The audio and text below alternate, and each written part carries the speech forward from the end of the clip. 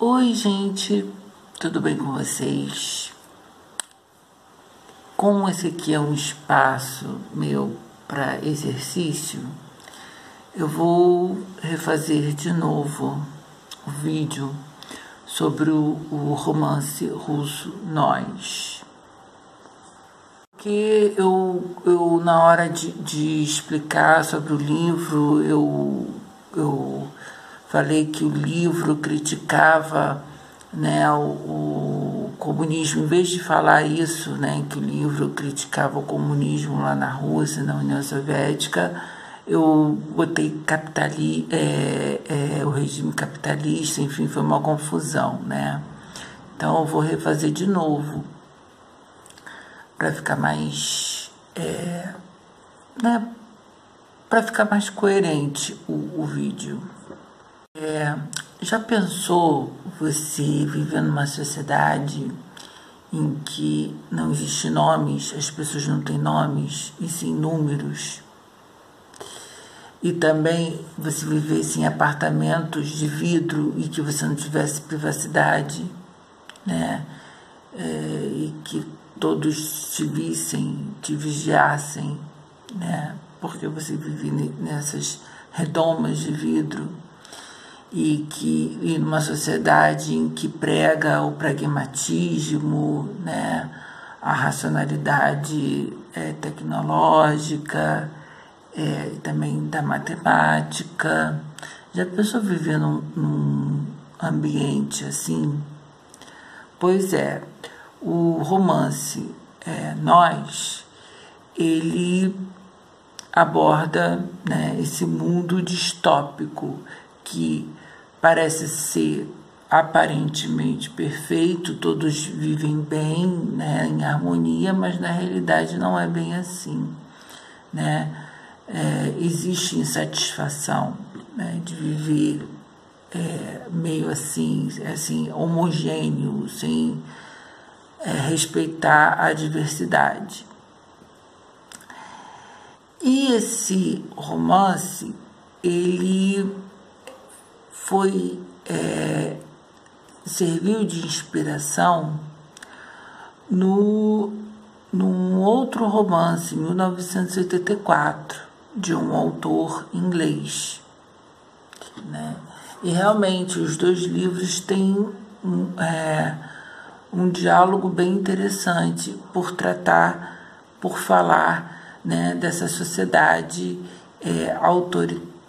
autoritária, né, que tenta condicionar o tempo todo o modo de pensar, o estilo de vida, né, e também o estilo de vida das pessoas. Bem, agora vamos para o romance Nós. O personagem principal é o D-503, que ele é um engenheiro que está fazendo uma nave para viajar para outros mundos, né? E justamente por causa disso, ele fica escrevendo no seu diário sobre a sua sociedade, como a sua sociedade é perfeita, né? Não tem mais guerras, né? Todo mundo vive bem, e também mostrando como a racionalidade matemática é bastante fundamental para ter paz, né? Mas aí ele encontra a I330.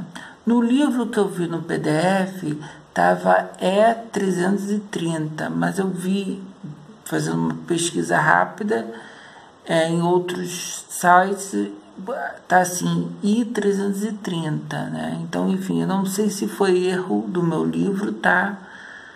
Que é E330, mas dos outros resenhas que eu li e tal, colocaram I330, que é o que se intitula, né? Que intitula essa mulher que eu achei bem interessante, que a descrição forte dela é que ela tem dentes afiados. E, de uma certa maneira, ela tira ele do eixo, né? Tira ele do controle. Então, ele começa a perceber coisas que antes eram reprimidas nele, né? Porque ele não pensava sobre isso. E aí, quando ele a viu, né, surgiu o desejo, surgiu lá do meio dele animalesco, né? E aí o diário dele, em vez de ter, como no início, argumentos racionais e tal, ele começa a descrever delírios, né? Porque através dessa personagem que ele encontra, ele tem vários delírios, né? Assim, porque que ele nunca sentiu, né? E aí, ao longo do romance, né, ele vai percebendo que tem uma alma, né, que tem imaginação, e antes ele não sentia isso, né? Que, no entanto, tem até no livro uma operação para tirar a fantasia, a fantasioctomia. Realmente é meio difícil, mas eu vou botar na legenda, né, que justamente para tirar ideias, né, estranhas na cabeça das pessoas. Eu li dois trechinhos que mostram mais ou menos o antes e depois, né? Antes dele conhecer essa mulher misteriosa, esse número misterioso, né? Porque o nome dela é um número, como todos no livro. E o depois, vamos lá. Mas, felizmente, entre mim e o Oceano Verde, erguia-se o vidro do muro. A imensa divinal sabedoria dos muros, das barreiras que servem de limites.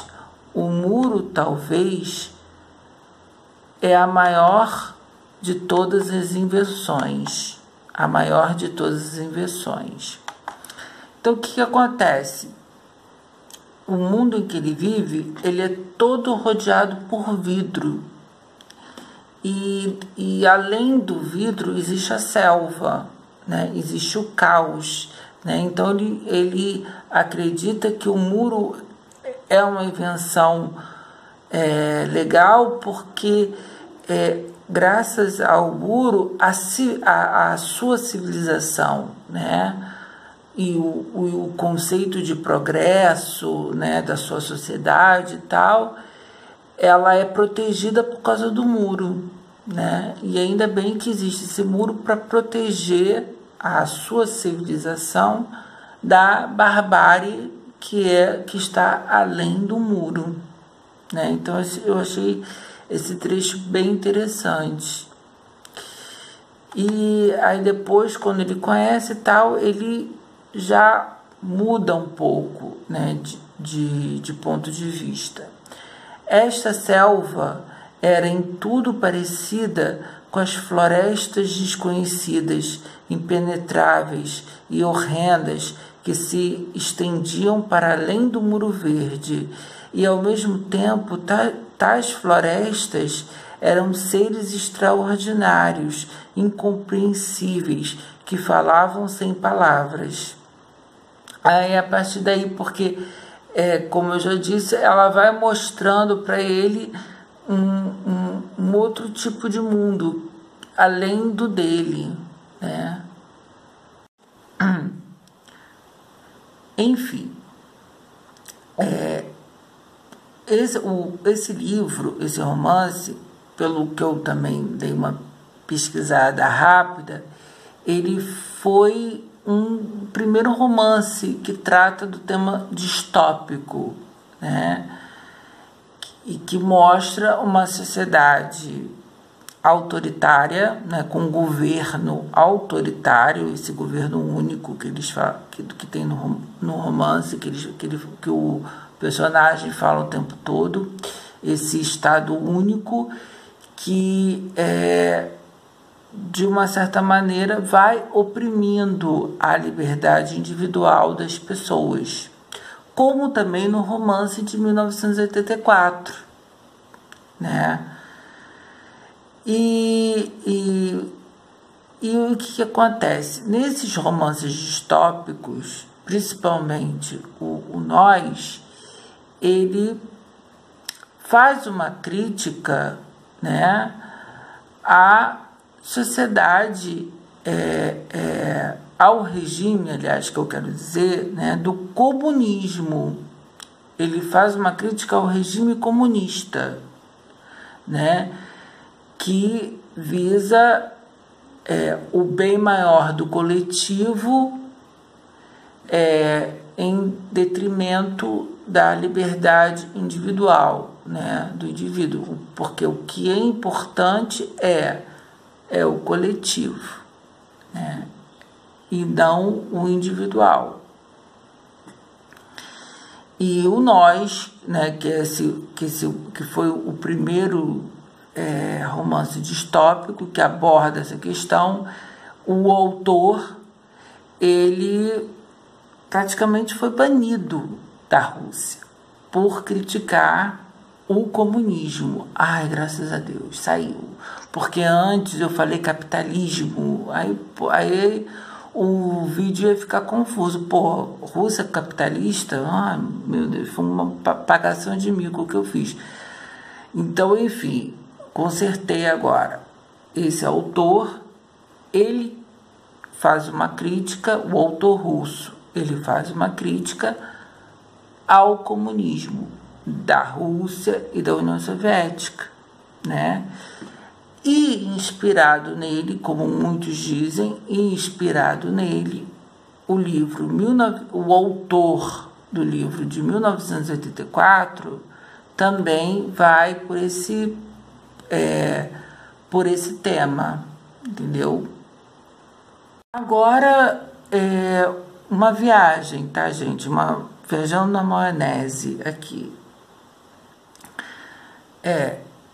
Esses livros, né, esse livro, aliás, o Nós, né, apesar de falar sobre essa sociedade, sobre esse regime autoritário, né, inspirado no comunismo,